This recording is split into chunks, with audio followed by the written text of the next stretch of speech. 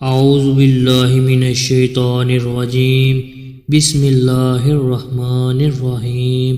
السلام علیکم ورحمۃ اللہ وبرکاتہ۔ آج کی اس ویڈیو کو دیکھنے سے پہلے میرے چینل اسلامک واقعات آفیشیل کو سبسکرائب لازمی کریں۔ آج کی ویڈیو میں ہم بستری سے متعلق کچھ باتیں آپ کے سامنے پیش کریں گے۔ محترم بھائیو، حضرت جابر بن عبداللہ رضی اللہ تعالیٰ عنہ سے روایت ہے، انہوں نے فرمایا، یہودی کہا کرتے تھے کہ جو کوئی پچھلی طرف سے ہو کر عورت سے اگلی جگہ میں معاشرت کرتا ہے، اس کا بیٹا بہنگا پیدا ہوتا ہے۔ اللہ تعالیٰ نے آیت نازل فرمائی جس کا ترجمہ یہ ہے، تمہاری بیویاں تمہاری کھیتیاں ہیں، اپنی کھیتیوں میں جس طرح چاہو آؤ۔ محترم بھائیو، ہم بستری جمعہ والے دن کیوں نہیں کرنی چاہیے؟ ہم بستری جمعہ رات کو کیوں ضروری ہے؟ جمعہ کا دن ہم بستری بھی ایک خاص دن ہے۔ ہم بستری جمعہ کے دن کرنے کے فائدے اس ویڈیو میں آپ کے سامنے پیش کریں گے۔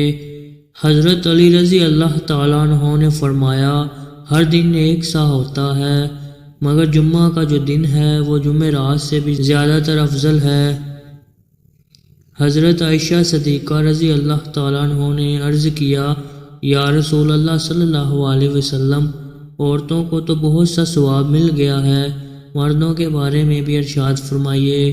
یہ سن کر نبی پاک صلی اللہ علیہ وسلم مسکرائے اور فرمایا، مرد عورت کا ہاتھ پکڑ کر مانوس کرتا ہے تو اس کے لیے ایک نیکی لکھی جاتی ہے۔ جو مرد پیار سے اپنی بیوی کے گلے میں ہاتھ ڈالتا ہے تو اس کے ہاتھ لگانے میں 10 نیکیاں لکھی جاتی ہیں۔ جب وہ اپنی بیوی سے مباشرت کرتا ہے تو دنیا معافیہ سے افضل ہوتا ہے۔ جب غسل کرتا ہے تو بدن کے جس بال پر سے پانی گزرتا ہے اس کے لیے ہر بال کے بدلے میں ایک نیکی لکھی جاتی ہے اور ایک گناہ معاف ہو جاتا ہے اور ایک درجہ بلند کر دیا جاتا ہے۔ اور غسل کرنے کے عضو میں جو چیز دی جاتی ہے وہ دنیا و معافی سے بہتر ہوتی ہے، اور بے شک اللہ تعالیٰ اس پر فخر کرتا ہے اور فرشتوں سے کہتا ہے کہ میرے بندے کی طرف دیکھو کہ ایسی سرد رات میں غسل جنابت کے لیے اٹھا ہے اور اس بات پر یقین رکھتا ہے کہ میں اس کا رب ہوں۔ تم اس بات پر گواہ رہو کہ میں نے اس کو بخش دیا۔ جمعرات اور جمعہ کو ہم بستری اور غسل کرنے کی ترغیب اس لیے دی گئی ہے کیونکہ مردوں کو نماز جمعہ کی ادائیگی کے لیے جامع مسجد جانا ہوتا ہے تاکہ آتے جاتے کہیں نظر پڑنے سے طبیعت میں کسی قسم کی شہوت پیدا نہ ہو اور خواہش نفس اطمینان ہونے کے سبب نماز اور خطبہ میں دل جمی حاصل ہو جائے۔ حدیث نبوی صلی اللہ علیہ وسلم ہے کہ مرد کا اپنی بیوی کے ساتھ اکٹھے ایک بستر میں سونا افضل ہے، یہ کہ کسی ایک کو عذر ہو، اس لیے کہ مقصد ہم بستری کرنا نہیں بلکہ مقصد بیوی کے دل کو خوش کرنا ہے۔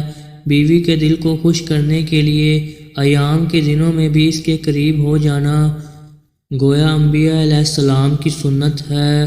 بیوی سے ہم بستری یعنی جماع کے لیے دن کی بنسبت رات کا وقت زیادہ اچھا ہے، اور اسلامی مہینوں کے پہلے 15 میں اور آخری رات کے علاوہ باقیہ راتوں میں ہم بستری کرنا چاہیے، کیونکہ روایت سے معلوم ہوتا ہے کہ ان 3 راتوں میں شیاطین زمین پر زیادہ پھیلتے ہیں، اور ہفتہ کے اعتبار سے جمعہ کی شب میں بعض فقہا نے جماع یعنی ہم بستری کو مستحب لکھا ہے، اور شب میں بھی شروع حصہ کی بنسبت شب کا آخری حصہ زیادہ مناسب ہے کہ رات کے حصوں میں سو لیا جائے تاکہ دن بھر کی تھکن سے راحت ملے اور مکمل سکون حاصل ہو۔ اور ایک فائدہ یہ بھی ہے کہ رات کا تھوڑا سا حصہ ہی جنابت یعنی ناپاکی میں گزرے گا، البتہ رات کا اتنا آخری حصہ بھی نہ ہو کہ پھر دوبارہ آرام کا وقت نہ رہے۔ کچھ دیر اس کے بعد بھی آرام کر لینا چاہیے۔ جب خاوند کو اپنی بیوی کے پاس آنے کی حاجت ہو تو اس کا طریقہ یہ ہے کہ بیوی کے ساتھ کمرے میں اس وقت اور کوئی نہ ہو، حتیٰ کہ شیر خوار بچہ بھی نہ ہو۔ وہاں اگر بچہ سویا ہوا ہو تو کوئی مذائقہ نہیں۔ شریعت نے میاں بیوی کو اختیار دیا ہے کہ وہ دن میں یا رات میں کسی بھی حصے میں مباشرت یا ہم بستری کو سر انجام دے سکتے ہیں۔ شرعی تقاضا یہ بھی ہے کہ جسم کی محبت کی توقع مرد اپنی سے کرتا ہے، اس طرح کی توقع بیوی بھی اپنے شوہر سے کرتی ہے۔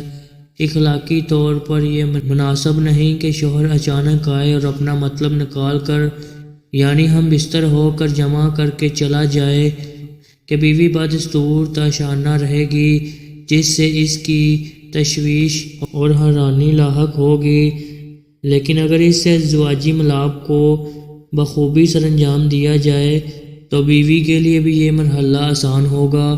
خاوند کو چاہیے جب وہ اپنی ضرورت پوری کر لے تو بیوی کے پاس سے فوراً نہ ہٹے، کیونکہ اس سے بھی بیوی کو تشویش لاحق ہوتی ہے، بلکہ مرد اس کے بعد بیوی کے ساتھ دیر تک موجود رہے تاحال کہ یہ یقین ہو جائے کہ بیوی کی حاجت بھی پوری ہو چکی ہے اور مرد کا بھی ساتھ موجود ہے۔